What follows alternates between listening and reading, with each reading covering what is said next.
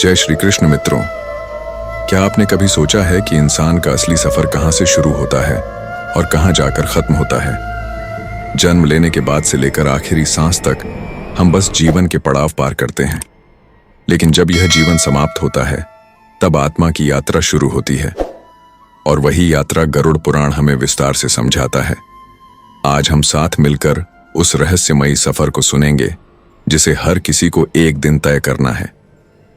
बहुत समय पहले की बात है, जब जीवन और मृत्यु के रहस्यों को लेकर मनुष्य असंख्य प्रश्नों में उलझा हुआ था। हर कोई जानना चाहता था कि आखिर इंसान इस धरती पर क्यों आता है, उसका जन्म क्यों होता है और मृत्यु के बाद क्या होता है। इन्हीं प्रश्नों का उत्तर भगवान विष्णु ने अपने वाहन गरुड़ को दिया, जिसे आज हम गरुड़ पुराण के नाम से जानते हैं। यह कथा केवल डराने या मृत्यु की भयानकता बताने के लिए नहीं है, बल्कि जीवन का सही अर्थ समझाने के लिए है। गरुड़ ने पूछा था, हे प्रभु, यह आत्मा कब और कैसे इस संसार में प्रवेश करती है? और यहीं से शुरू होता है जन्म से मृत्यु तक का सफर। भगवान विष्णु ने बताया कि आत्मा शाश्वत है, वह न कभी जन्म लेती है और न कभी मरती है, लेकिन जब जीव अपने कर्मों के बंधन में बंध जाता है तब उसे शरीर धारण करना पड़ता है। गर्भ में प्रवेश करना ही आत्मा की यात्रा का नया अध्याय होता है। माता के गर्भ में आत्मा अपने पूर्व जन्म के कर्मों के अनुसार आती है। गर्भ के अंधेरे में वह स्वयं को बंधा हुआ महसूस करती है, जैसे किसी संकरे कारागार में कैद कर दिया गया हो। वहां आत्मा को अपने पिछले जन्म के कर्मों का ज्ञान होता है। उसे याद आता है कि उसने कौन कौन से पाप और पुण्य किए थे। वह मन ही मन प्रार्थना करती है, हे प्रभु, यदि इस बार मुझे जन्म मिले तो मैं केवल सत्कर्म करूंगा, कभी पाप की ओर नहीं जाऊंगा। यह वचन गर्भ में हर आत्मा करती है, परंतु जन्म के साथ ही सब भूल जाती है। गरुड़ यह सुनकर आश्चर्यचकित हुए। उन्होंने कहा, प्रभु, गर्भ में तो आत्मा सब जान लेती है, फिर जन्म के बाद वह क्यों भूल जाती है? भगवान मुस्कुराए और बोले, यह माया का खेल है। जन्म के साथ ही आत्मा पर अज्ञान का पर्दा पड़ जाता है। जब शिशु इस संसार में आता है तो रोते हुए जन्म लेता है, क्योंकि उसे अपने बंधन का बोध होता है। इंसान का पहला कदम ही उसके कर्मों की ओर बढ़ता है। जिस परिवार में आत्मा का जन्म होता है वह भी उसके पिछले कर्मों का ही परिणाम होता है। कोई समृद्ध परिवार में जन्म लेता है तो कोई दरिद्रता में, कोई स्वस्थ शरीर पाता है तो कोई रोगों से भरा। यह सब उस आत्मा के कर्मों की गवाही होती है। गर्भ से लेकर शैशव अवस्था तक आत्मा केवल अनुभव करती है। एक नवजात को जब मां की गोद मिलती है तो वही उसके लिए सबसे बड़ा सुख होता है। धीरे धीरे वह दुनिया को पहचानने लगता है। खेल खिलौने, हंसी मजाक और छोटी छोटी इच्छाएं उसका संसार बनती हैं। लेकिन भीतर कहीं आत्मा को वह सब याद रहता है जो उसने गर्भ में वचन दिया था। फिर भी वह याद धीरे धीरे धुंधली हो जाती है, क्योंकि अब उसे मोह और माया की जंजीरें जकड़ने लगती हैं। परिवार, प्रेम, रिश्ते और इच्छाएं उसके नए बंधन बन जाते हैं। भगवान विष्णु ने गरुड़ को बताया कि यह जीवन कोई साधारण खेल नहीं है। यह अवसर है पुराने पापों को धोने का, नए सत्कर्म करने का। लेकिन बहुत कम लोग इस अवसर को पहचान पाते हैं। बचपन से ही इंसान की चाहतें उसे घेर लेती हैं। पहले खिलौनों की लालसा, फिर मिठाइयों की इच्छा, और धीरे धीरे बढ़ती उम्र के साथ बड़े सपनों की दौड़। हर कदम पर आत्मा और गहरी उलझनों में फंसने लगती है। वह यह भूल जाती है कि उसका असली उद्देश्य क्या है। गरुड़ ने फिर प्रश्न किया, प्रभु, जब आत्मा का उद्देश्य मुक्ति पाना है तो वह क्यों इस संसार में बार बार लौटती है? भगवान ने उत्तर दिया, क्योंकि जीव अपने कर्मों के बंधन से मुक्त नहीं होता। वह माया में उलझकर बार बार मोह और इच्छाओं के कारण नए नए शरीर धारण करता है। यह संसार एक विशाल विद्यालय है, जहां हर जन्म एक नई परीक्षा होती है। जब तक आत्मा उत्तीर्ण नहीं होती, उसे बार बार लौटना पड़ता है। जन्म केवल शुरुआत है। गर्भ से बाहर आकर आत्मा इस भौतिक जगत की रंगीनियों में खो जाती है। पहले माँ पिता के स्नेह का सुख, फिर खेल कूद की मस्ती, और धीरे धीरे शिक्षा का आरंभ। परंतु जैसे जैसे बुद्धि विकसित होती है, वैसे वैसे इच्छाएं भी बढ़ती जाती हैं। एक बच्चा जो कभी ईश्वर से वचन करता था कि वह केवल अच्छे कर्म करेगा, अब धीरे धीरे उसी को भूलकर प्रतिस्पर्धा, अहंकार और स्वार्थ में फंस जाता है। यही जीवन का पहला बड़ा मोड़ होता है, जहां आत्मा यह तय करती है कि वह अपने मार्ग को कैसा बनाएगी। भगवान विष्णु ने बताया कि जन्म केवल एक शरीर धारण करना नहीं है, बल्कि एक बोझ उठाना है। यह बोझ है पिछले कर्मों का, जो हर जन्म में साथ आते हैं। इंसान अक्सर यह सोचता है कि क्यों उसके जीवन में दुख आता है, क्यों कभी वह अभाव झेलता है और कभी सुख पाता है। इसका उत्तर यही है कि हर खुशी और हर पीड़ा उसके पिछले कर्मों का परिणाम होती है। जब बच्चा जन्म लेता है, तभी से उसके जीवन की डोर पहले से बंधी होती है। गरुड़ मौन होकर सुनते रहे। उन्हें समझ आ रहा था कि जन्म कोई साधारण घटना नहीं है, बल्कि आत्मा की लंबी यात्रा का प्रारंभ है। गर्भ से लेकर बचपन तक का समय आत्मा के लिए सीखने का अवसर होता है, लेकिन वही अवसर अक्सर मोह में खो जाता है। भगवान विष्णु ने कहा, जीवन की शुरुआत में इंसान को याद नहीं रहता कि उसे क्यों भेजा गया है, परंतु उसकी आत्मा जानती है। इसलिए जीवन के हर पल में आत्मा कहीं ना कहीं उसे संकेत देती है कि वह केवल खाने पीने, खेलने और इच्छाओं के लिए नहीं आया, बल्कि अपने आत्मिक उत्थान के लिए आया है। इसी के साथ मृत्यु और पुनर्जन्म की कथा की नींव रखी जाती है। आत्मा गर्भ से बाहर निकलकर इस संसार में प्रवेश करती है, लेकिन यह केवल पहला पड़ाव है। असली सफर तो अभी शुरू हुआ है। जीवन का प्रत्येक क्षण आत्मा को परीक्षा देता है। जन्म के बाद हर कदम यह तय करता है कि मृत्यु के बाद आत्मा किस मार्ग पर जाएगी। यही गरुड़ पुराण का सबसे बड़ा संदेश है। जन्म एक वरदान है, लेकिन यह वरदान तभी सार्थक होता है जब इंसान इसे समझे और सही दिशा में चले। जन्म से शुरू हुई आत्मा की यात्रा धीरे धीरे आगे बढ़ती है। बचपन का मासूम संसार कब किशोरावस्था और फिर यौवन में बदल जाता है, यह किसी को पता ही नहीं चलता। इंसान का हर कदम एक नई चाहत, एक नया आकर्षण लेकर आता है। यही वह दौर है जब आत्मा पर माया का सबसे गहरा असर होता है। जो आत्मा गर्भ में सत्य का अनुभव कर चुकी थी, वह अब संसार की रंगीनियों में खो जाती है। उसे लगता है कि यही जीवन का वास्तविक सुख है, धन, पद, प्रतिष्ठा और वासना।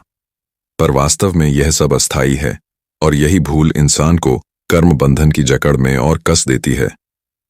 भगवान विष्णु ने गरुड़ को बताया कि जब मनुष्य जवान होता है, तो वह अपने शरीर और शक्तियों पर अभिमान करता है। उसे लगता है कि यह यौवन कभी खत्म नहीं होगा। वह सांसारिक आकर्षणों के पीछे भागता है, धन कमाने की लालसा, भोग विलास की चाह, परिवार बनाने का मोह। लेकिन वह यह भूल जाता है कि हर एक सांस के साथ उसका जीवन घट रहा है। जो ऊर्जा आज है, वह कल नहीं रहेगी। यह जीवन एक क्षणिक मेहमान की तरह है। मनुष्य इसे स्थायी मानकर उसमें डूब जाता है, और यही उसकी सबसे बड़ी भूल है।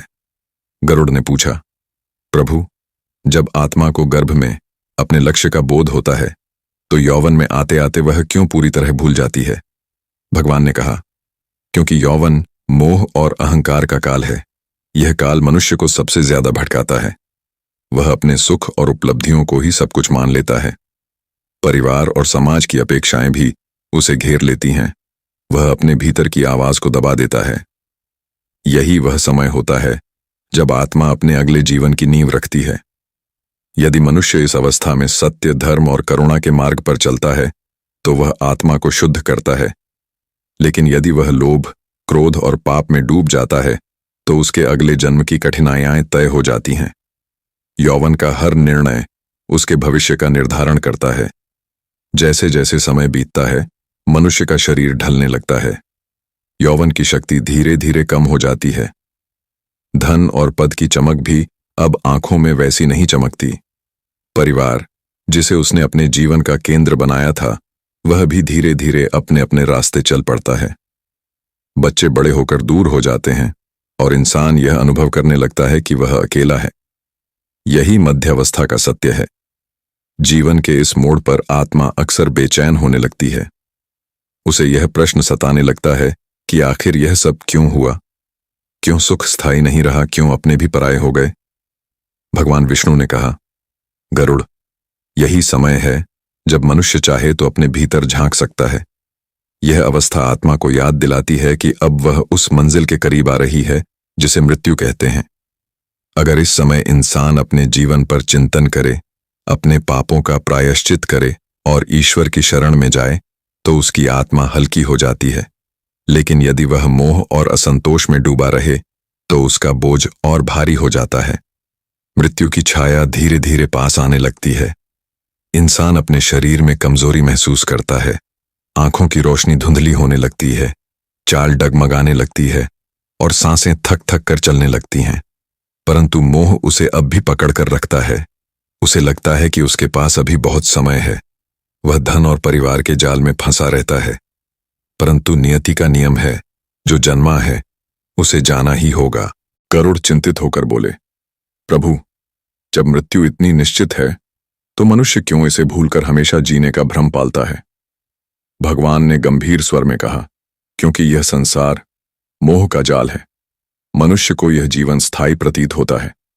वह सोचता है कि जो धन, परिवार और सुख उसने बनाया है वही उसका सहारा बनेगा। परंतु सत्य यह है कि मृत्यु के क्षण में कोई साथ नहीं जाता, न धन, न परिवार, न पद, केवल आत्मा और उसके कर्म उसके साथ चलते हैं। धीरे धीरे वह क्षण आता है जब इंसान को अपने शरीर से मोह छोड़ना पड़ता है। मृत्यु के निकट आते ही उसकी सांसें भारी हो जाती हैं और आंखों के सामने पूरा जीवन चलचित्र की तरह घूमने लगता है। अच्छे बुरे कर्म सब एक एक कर सामने आते हैं। आत्मा यह देखती है कि उसने क्या बोया और क्या पाया। यह अंतिम समय आत्मा के लिए सबसे बड़ा दर्पण होता है। भगवान विष्णु ने कहा कि मृत्यु केवल अंत नहीं है, यह एक नए द्वार का खुलना है। लेकिन आत्मा उस द्वार से किस दिशा में जाएगी, यह पूरी तरह उसके कर्मों पर निर्भर करता है। यदि उसने धर्म का पालन किया है तो उसे उच्च लोकों की ओर ले जाया जाएगा। लेकिन यदि उसने पाप और छल से जीवन बिताया है तो मृत्यु के बाद की यात्रा कठिन और कष्टदायक होगी।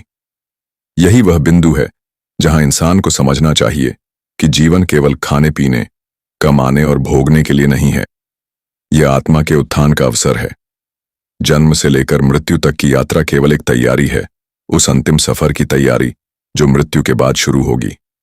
गरुड़ मौन होकर सब सुनते रहे। उनके मन में भय भी था और करुणा भी। वे सोचने लगे कि इंसान कितना नासमझ है, जो सत्य जानकर भी उसे भूल जाता है।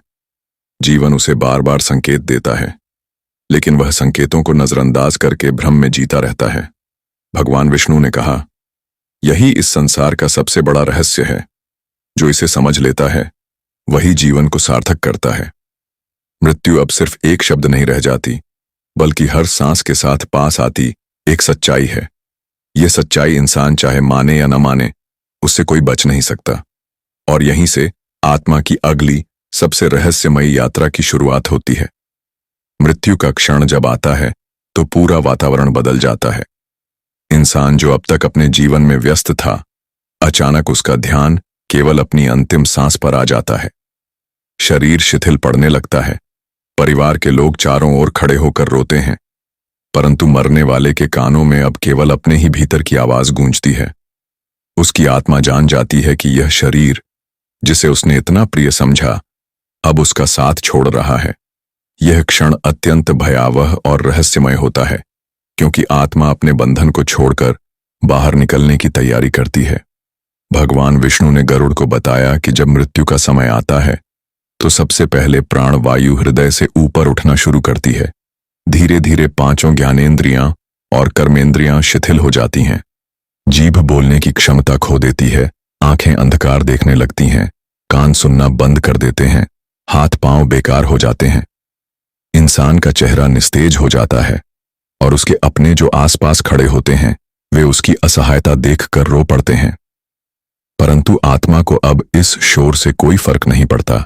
गरुड़ ने भयभीत होकर पूछा, प्रभु, जब आत्मा शरीर से निकलती है तो उसे कैसा अनुभव होता है? भगवान विष्णु ने कहा, गरुड़, वह अनुभव वैसा ही है जैसे किसी पक्षी को अचानक पिंजरे से बाहर निकाल दिया जाए। आत्मा जो शरीर में बंधी हुई थी अब मुक्त होने लगती है, लेकिन यह मुक्ति सुखद भी हो सकती है और भयानक भी। यह इस पर निर्भर करता है कि उस आत्मा ने जीवन में कौन से कर्म किए हैं। यदि मनुष्य ने सत्य, धर्म और करुणा का जीवन जिया है तो मृत्यु के क्षण में उसके मन में शांति रहती है। उसकी आत्मा बिना भय के धीरे धीरे शरीर को छोड़ देती है। परंतु जिसने पाप किए हैं, जिसने छल, लोभ और क्रूरता से जीवन जिया है, उसकी आत्मा भयभीत होकर शरीर से निकलती है। उसे ऐसा लगता है मानो कोई उसे जोर से खींच रहा हो, जैसे नुकीले कांटे उसके भीतर से गुजर रहे हों। वह चीखना चाहती है, परंतु उसके होंठ अब कोई आवाज नहीं निकाल सकते।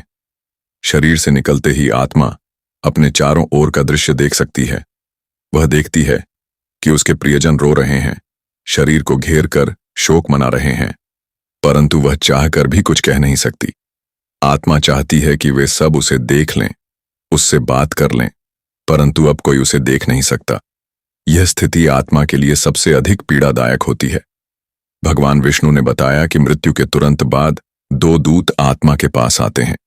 यदि वह पुण्य आत्मा है तो दिव्य दूत आते हैं, जिनके रूप में प्रकाश और शांति होती है। वे आत्मा को प्रेम और करुणा से अपने साथ ले जाते हैं। लेकिन यदि वह पाप आत्मा है तो यमदूत आते हैं। उनका रूप अत्यंत भयावह होता है, काले, विकराल, लाल आंखें और हाथों में भयानक औजार। वे आत्मा को जोर से बांधकर खींचते हैं। आत्मा छटपटाती है, रोती है, दया की भीख मांगती है, परंतु कोई उसे नहीं सुनता। गरुड़ यह सुनकर कांप उठे। उन्होंने पूछा, प्रभु, क्या यह सत्य है कि आत्मा मृत्यु के बाद अपने ही कर्मों के आधार पर इन दूतों का सामना करती है? भगवान ने कहा, हां गरुड़, यही अटल नियम है। कोई भी इससे बच नहीं सकता।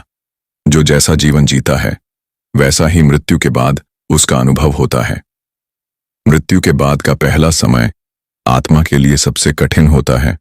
वह देखती है कि उसका शरीर अग्नि को समर्पित कर दिया जाता है या मिट्टी में दबा दिया जाता है। वह देखती है कि जिन हाथों ने उसे सहारा दिया था, वे अब उसे छोड़ रहे हैं। जिन आंखों में कभी प्रेम था, उनमें अब केवल शोक है। आत्मा को यह समझ आने लगता है कि यह संसार केवल एक अस्थायी पड़ाव था। यहां कोई किसी का सदा साथ नहीं देता। भगवान विष्णु ने कहा, गरुड़, मृत्यु के बाद आत्मा को उसके कर्मों के अनुसार मार्ग मिलता है। पुण्यात्मा को प्रकाशमय मार्ग दिखता है, जहां फूलों की वर्षा होती है और दिव्य गंध आती है। परंतु पापात्मा को अंधकारमय मार्ग मिलता है, जिसमें भयंकर शूल, कांटे और जलते हुए अग्निकुंड होते हैं। यमदूत उसे उसी मार्ग से घसीटते हुए ले जाते हैं। आत्मा चिल्लाती है, पर उसकी चीखें केवल उसे ही सुनाई देती हैं। आत्मा के सामने यह सत्य खुलकर आ जाता है कि अब उसे अकेले ही आगे बढ़ना है। परिवार, धन, मित्र सब पीछे रह गए हैं। केवल उसके कर्म उसके साथ हैं। यही कर्म उसका पथ प्रदर्शक बनते हैं। पुण्य उसे ऊंचाइयों की ओर ले जाता है और पाप उसे यातनाओं की ओर।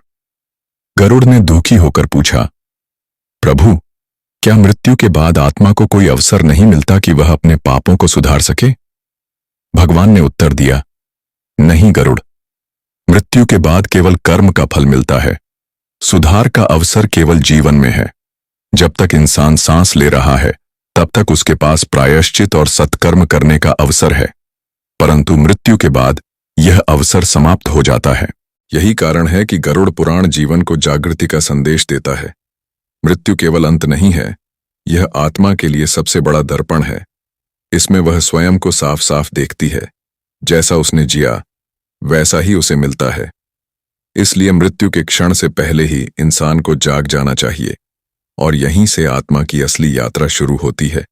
शरीर पीछे छूट चुका है, संसार के बंधन टूट चुके हैं।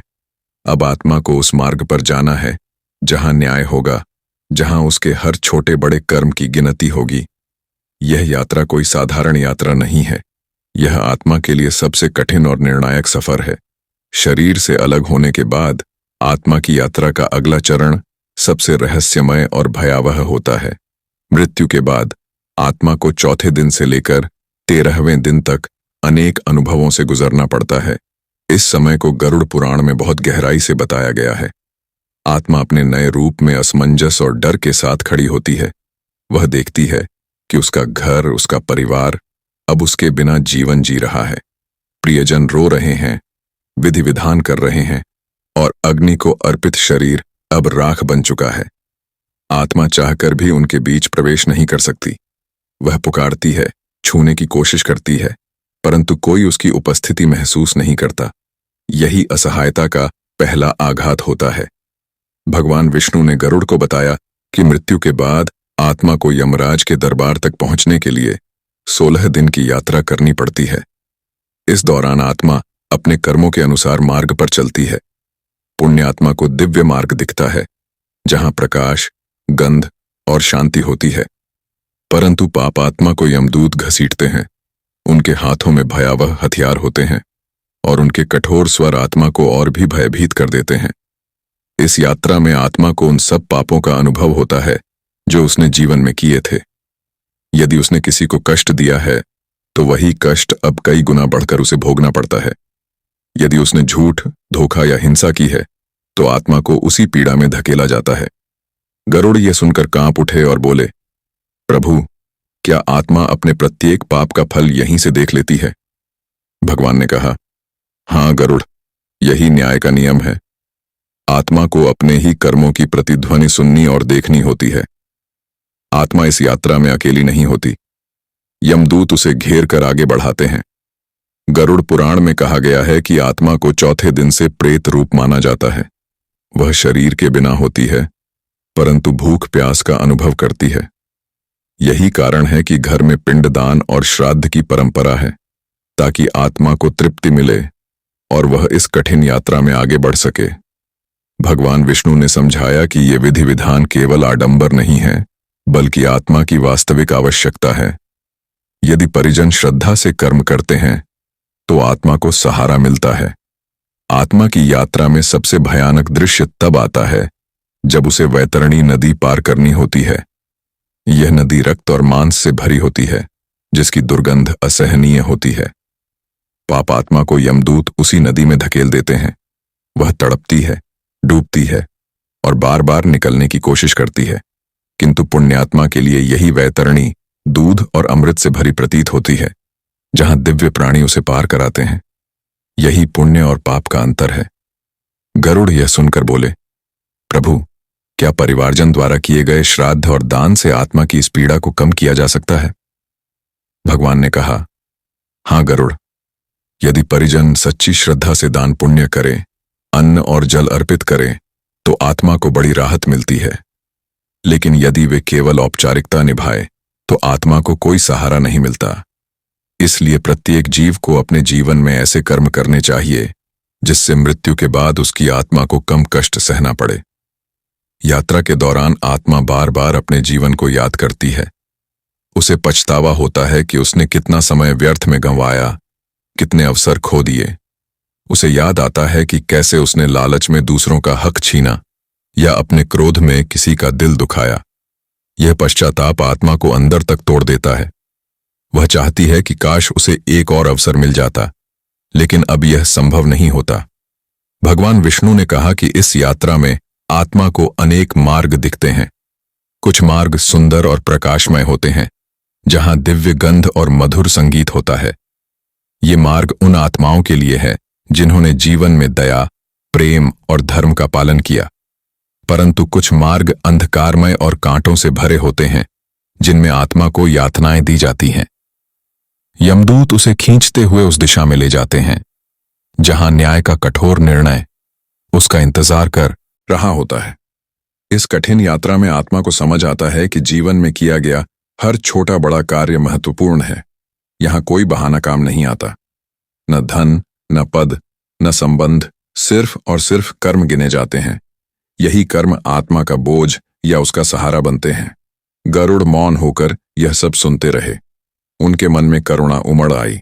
वे सोचने लगे कि मनुष्य कितना नादान है, जो जीवन के अमूल्य क्षणों को व्यर्थ में गंवा देता है और मृत्यु के बाद पीड़ा में तड़पता है। भगवान विष्णु ने कहा, गरुड़, यही कारण है कि मैं तुम्हें यह रहस्य बता रहा हूं, ताकि तुम संसार को समझा सको कि मृत्यु के बाद की पीड़ा से बचने का केवल एक ही उपाय है, सत्कर्म और धर्ममय जीवन। आत्मा की यह यात्रा अभी समाप्त नहीं होती। यह तो केवल आरंभ है। असली सत्य सामने आता है जब आत्मा यमराज के दरबार में पहुंचती है, जहां उसके प्रत्येक कर्म का लेखा जोखा प्रस्तुत किया जाता है। वहां से तय होता है कि आत्मा किस लोक की अधिकारी है। यही अगला और सबसे निर्णायक पड़ाव है। आत्मा की यात्रा का सबसे निर्णायक क्षण आता है जब वह यमराज के दरबार में पहुंचती है। यह स्थान किसी राजमहल जैसा नहीं होता, बल्कि एक विशाल सभा होती है जहां चारों ओर कठोर न्याय का वातावरण व्याप्त रहता है। गरुड़ पुराण में कहा गया है कि इस दरबार में कोई भी अन्याय नहीं होता। यहां न धन काम आता है, न रिश्वत, न सिफारिश। केवल और केवल कर्मों का लेखा जोखा गिना जाता है। भगवान विष्णु ने गरुड़ को बताया कि यमराज के सिंहासन के पास चित्रगुप्त बैठे रहते हैं। उनके पास हर आत्मा के जन्म से लेकर मृत्यु तक के कर्मों का विस्तृत लेखा होता है। आत्मा जब दरबार में लाई जाती है तो चित्रगुप्त उसके जीवन के हर पल को उद्घाटित करते हैं। अच्छे बुरे कर्म, छिपे हुए रहस्य, सब वहां उजागर हो जाते हैं।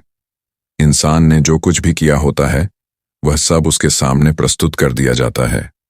आत्मा हैरान होकर देखती है कि कोई भी छोटा सा कार्य भी छूटा नहीं है। यदि आत्मा ने दया, सेवा और धर्म के कर्म किए हैं तो वह उज्ज्वल प्रकाश में नहाई रहती है, परंतु यदि उसने पाप किए हैं तो उसका चेहरा अंधकार से घिरा होता है और उसकी देह भय से कांप रही होती है। यमराज निष्पक्ष भाव से उस आत्मा की ओर देखते हैं। उनका स्वर कठोर होता है, परंतु उसमें न्याय की गहराई होती है।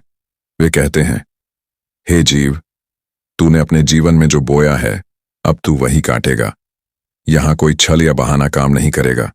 गरुड़ ने भयभीत होकर पूछा, प्रभु, उस क्षण आत्मा कैसा अनुभव करती है? भगवान विष्णु ने कहा, गरुड़, वह क्षण आत्मा के लिए सबसे बड़ा दर्पण होता है। उसे अपने जीवन के हर क्षण का सामना करना पड़ता है। यदि उसने किसी को दुख दिया है तो वही दुख अब उसे लौटाया जाता है। यदि उसने छल किया है तो वही छल अब उसके विरुद्ध गवाही देता है। यमराज के दरबार में आत्मा का भविष्य तय होता है। जिन आत्माओं ने धर्म का पालन किया होता है उन्हें स्वर्गलोक का मार्ग दिया जाता है। वहां दिव्य सुख होते हैं, जहां आत्मा को शांति और आनंद मिलता है। वहां फूलों की वर्षा होती है, अमृत का रस मिलता है और हर ओर प्रकाश और संगीत गूंजता है। आत्मा को वहां विश्राम और संतोष मिलता है। लेकिन जिन आत्माओं ने पाप का जीवन जिया होता है उनके लिए मार्ग बिल्कुल अलग होता है। यमदूत उन्हें नरक की ओर ले जाते हैं। नरक कोई कल्पना नहीं, बल्कि आत्मा के कर्मों के अनुसार वास्तविक अनुभव है। वहां अनेकों यातनाएं होती हैं। कोई आत्मा जलते हुए अग्निकुंड में गिराई जाती है तो किसी को बर्फ की भयानक ठंड में फेंक दिया जाता है। कोई भूख और प्यास से तड़पता है तो किसी को लोहे की जंजीरों से बांधा जाता है। हर यातना आत्मा को उसके कर्मों का फल चखाती है। गरुड़ यह सुनकर कांप उठे। उन्होंने कहा, प्रभु, क्या आत्मा हमेशा नरक में ही रहती है? भगवान ने कहा, नहीं गरुड़, नरक की यातनाएं अनंत नहीं होती। जब तक आत्मा अपने पापों का फल भोग लेती है तब तक वह वहां रहती है। उसके बाद उसे फिर से जन्म दिया जाता है ताकि वह अपने कर्मों को सुधार सके। यही संसार का चक्र है, जन्म, मृत्यु और पुनर्जन्म। स्वर्ग में भी आत्मा अनंत समय तक नहीं रहती। वहां उसे केवल उसके पुण्यों का फल मिलता है। जब वे पुण्य समाप्त हो जाते हैं तो आत्मा को फिर से जन्म लेना पड़ता है। इस प्रकार जीवन का चक्र चलता रहता है। भगवान विष्णु ने कहा, गरुड़, इस संसार का सबसे बड़ा सत्य यही है कि जन्म और मृत्यु के बीच जो भी समय मिलता है वही सबसे मूल्यवान है। मनुष्य को उसी समय अपने जीवन को सार्थक करना चाहिए। मृत्यु के बाद न पश्चाताप काम आता है, न बहाने। केवल जीवन में किए गए कर्म ही आत्मा के साथी बनते हैं। गरुड़ के हृदय में गहरी करुणा और जागृति हुई। उन्होंने समझ लिया कि इस ज्ञान को संसार तक पहुंचाना आवश्यक है, क्योंकि इंसान मोह और माया में फंसकर जीवन की वास्तविकता भूल जाता है। वह समझता है कि धन, पद और परिवार ही सब कुछ हैं, परंतु मृत्यु के बाद इनका कोई मूल्य नहीं रहता। केवल सत्कर्म ही आत्मा को सही मार्ग दिखाते हैं। यमराज का दरबार आत्मा को यह सिखाता है कि न्याय कभी भी टाला नहीं जा सकता। जो जैसा करता है उसे वैसा ही फल भोगना पड़ता है। और यही गरुड़ पुराण का सबसे बड़ा संदेश है। जीवन को व्यर्थ मत गंवाओ। हर सांस का उपयोग धर्म, दया और सेवा में करो, क्योंकि जब अंतिम क्षण आएगा तब केवल यही कर्म तुम्हारा सहारा बनेंगे। आत्मा की यात्रा यहीं समाप्त नहीं होती। स्वर्ग और नरक के अनुभवों के बाद उसे फिर से जन्म लेना होता है, और यही चक्र चलता रहता है जब तक आत्मा पूर्ण ज्ञान प्राप्त करके मोक्ष को नहीं पा लेती। यही अंतिम लक्ष्य है, भगवान के चरणों में विलीन हो जाना, जहां न जन्म है न मृत्यु, केवल अनंत शांति है।